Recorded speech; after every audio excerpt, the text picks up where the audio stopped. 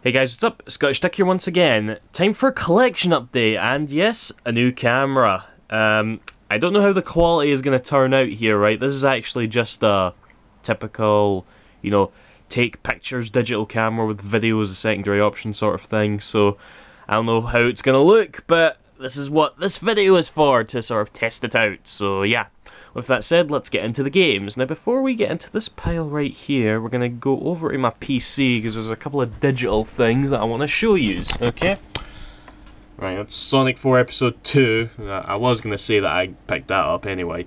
I like it, just like I liked Episode 1, but I don't think it's as big an improvement over the previous episode as Sega was kind of, saying it was. It's really just as good, I think. But the real games I wanted to talk about, though, was Ys Origin and Ys Felghana. Okay? Now, I've always known the Ys series existed, but I never tried them out, and these two Ys games have been are currently on Steam. They came out not very long ago, actually, and I kind of thought to myself, you know what, I'll give them a try. Now, I've only played Ys Origin, and guys, I love this fucking game. I loved this fucking game so much. It was absolutely, completely brilliant, in my honest opinion. I adore it to death. I highly recommend you pick this up. Okay, it is a very easy game to run, it's not got cutting-edge graphics or whatever. So yeah, there's no excuse at all, but it's brilliant, it really is. It's a typical sort of hack and slash JRPG.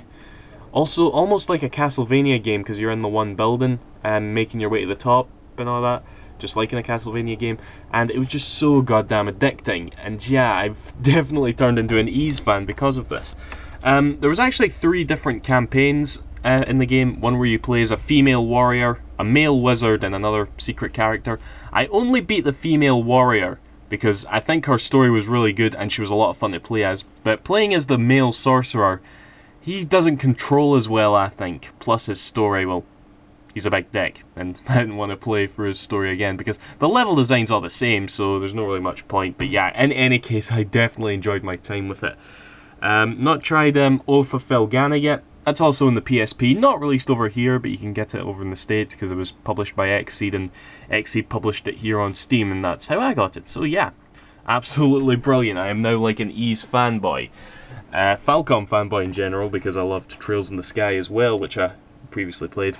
I also got Ys Books 1 and 2, the remake for the PSP, but those games haven't... I hate using this term, and I'm about to use it again later in this collection update, but those games haven't really aged well, There's a lot of things holding it back from the sort of fun I would usually have, well, the fun that I had with these games in any case, so whatever. Now let's get on to the pile. Right. Tales of Legendia. Continuing my little Tales mood, I picked up this, and I also started playing Tales of Destiny on a PS1 emulator. The reason I started playing that on an emulator is because it wasn't released here, neither was this actually. I had to import it and play it on my American PS2, but Tales of Destiny is mega rare. Very, very rare. Seriously, it's expensive as hell. Tales of Destiny is good. Again, not aged well as most of the other Tales of games. You can, it shows its age a bit, but still decently fun enough. I like it enough that I'm wanting to beat it in that. This, however, was a lot better. This actually really surprised me, because it's actually considered to be one of the lesser Tales games, according to people. But I really loved it. Everything I love about the Tales games was present here. Currently not beat it yet. Well, actually I have beat it, but there's a lot of post-final boss content in the game, which actually really surprised me, and I intend to play through it all. So yeah, but in any case, this is brilliant. Absolutely love this. Yay. I want Tales of Xillia, anyway. Okay, and here we have Isolated Warrior. It's a boxed NES game, and that's the only reason I bought it, to be honest. I was in GeForce in Glasgow, and they had hundreds of these, by the way. And I'm just thinking, oh, I want that. I want that so much. And, well, I said that to a lot of them, but I thought I'll just pick up one boxed NES game. Not even played it, but I just bought it for the collector's value. And that's it, really. So yeah, Isolated Warrior. Is this game any good? Why don't you guys tell me, because I've never played it. Alright. Atelier Maruru. I bought this game purely out of OCD. In fact, hold on a minute.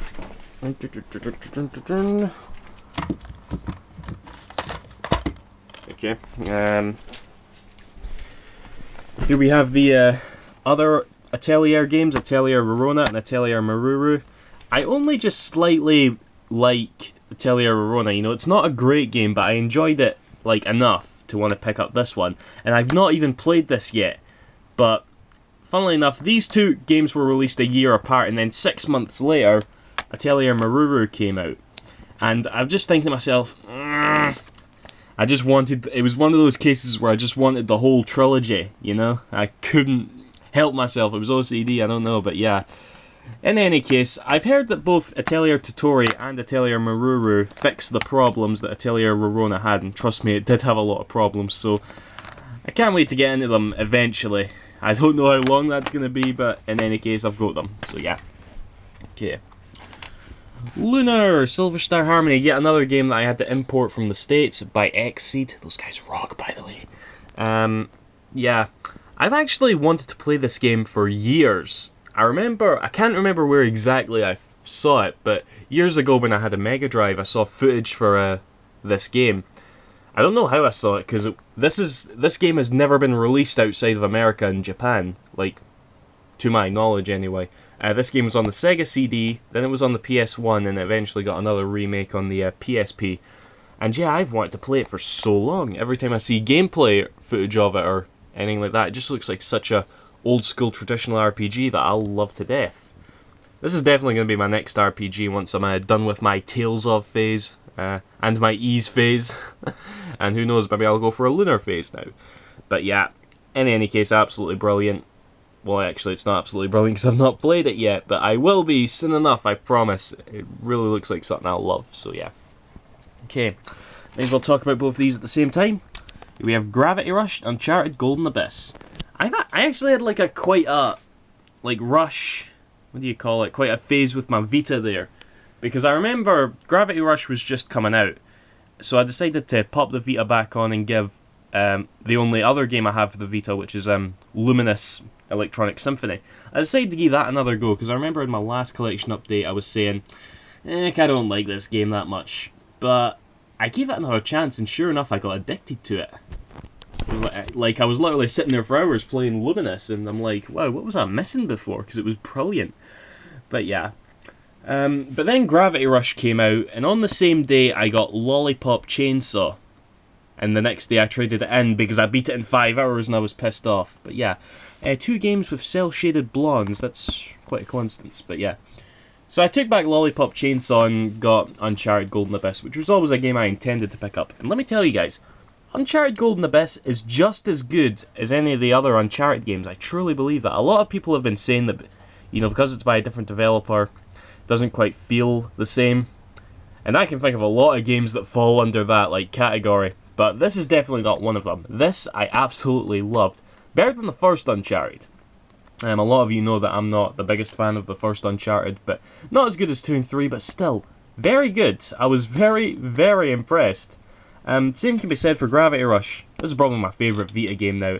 It's that sort of like niche Japanese game that I typically like. It's a sort of an open world platformer, I guess you could say.